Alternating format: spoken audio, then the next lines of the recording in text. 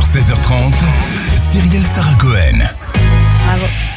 Et comme toujours, Laurie Darmon dans cette forme d'émission, on vous oublie pas, on reste avec vous. On a pour habitude de débriefer tout ce qu'on s'est dit.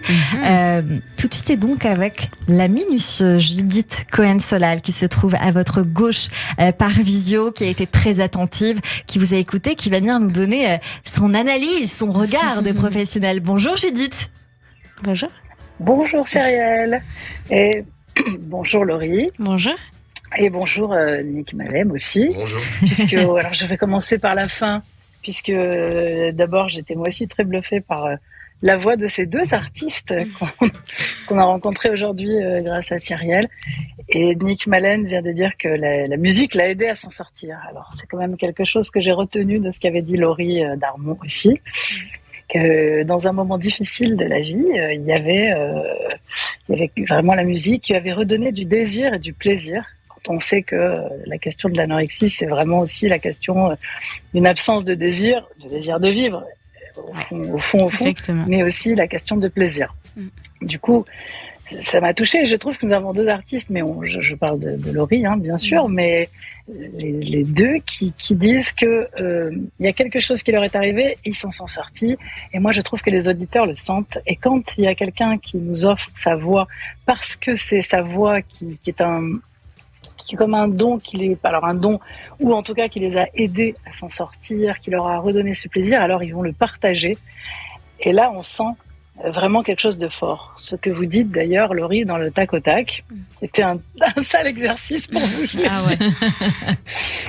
Mais vous avez dit vivre très fort, parce que qu'est-ce qui est le plus important, c'est vivre très fort, et se faire mal, ça fait aussi partie du reste.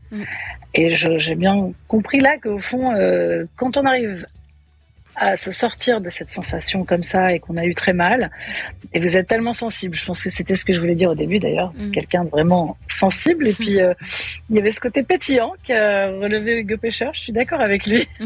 Et on sent donc comme vous en êtes sorti, vous avez envie de partager avec les autres, et du coup on est touché. On est touché par ce que vous dites, et justement ça ne parle pas que de vous. Ça parle aussi des autres. C'est très marquant, je trouve, dans votre histoire, puisque vous dites que vous allez interroger les gens, vous faites un podcast. Parce que d'habitude, les artistes, au mieux, ils composent pour d'autres.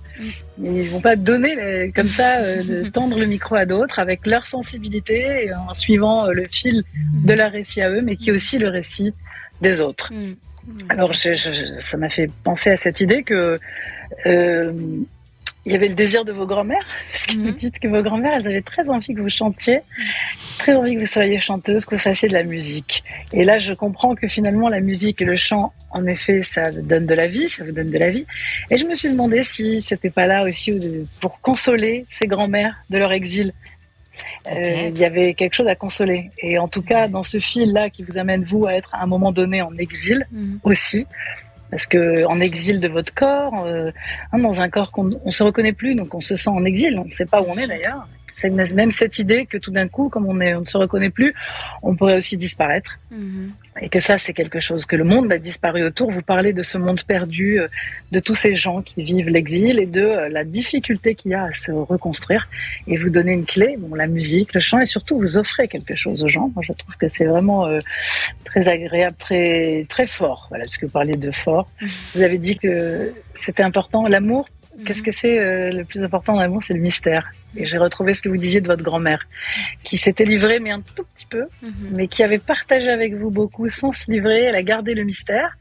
Et il y a quelque chose comme si vous aviez compris que on n'a pas besoin d'aller dévoiler tous les mystères, ni d'aller chercher toutes les solutions des mystères, mais que par contre, c'est une source en soi qu'on peut partager avec d'autres.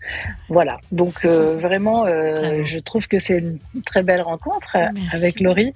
Et alors j'ai l'habitude de la petite touche des personnages bibliques. Alors le personnage biblique, vous m'avez.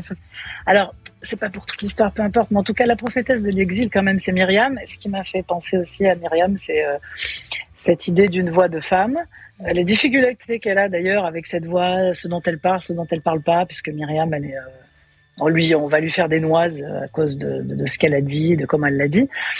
Mais Myriam, au moment de l'Égypte, donc on est en plein dans l'exil, elle va quand même sauver de l'exil Elle va sauver Moïse, donc à travers ça, elle va sauver de l'exil. Elle accompagne des gens qui vont finir par retrouver une terre dans laquelle elle rentre pas d'ailleurs, elle. Donc c'est ça, ce côté dedans, dehors, que j'ai retrouvé, que je trouve très intéressant. Donc voilà, et puis cette idée, j'ai retrouvé à travers vous quelque chose du jeûne. Ce qu'on dit du jeûne, parce que souvent dans l'histoire biblique, on jeûne pour se sauver de quelque chose, pour implorer, mais pour voilà, Esther, elle va faire le jeûne parce qu'elle demande qu'on jeûne. Et j'ai trouvé comme ça quelque chose un peu du sens que vous donnez en après coup à quelque chose qui est une souffrance qui est très difficile, et comme si au fond cette anorexie, ça pouvait être un jeûne qui vous permet de retrouver à vous votre souffle et votre désir et de vous sauver.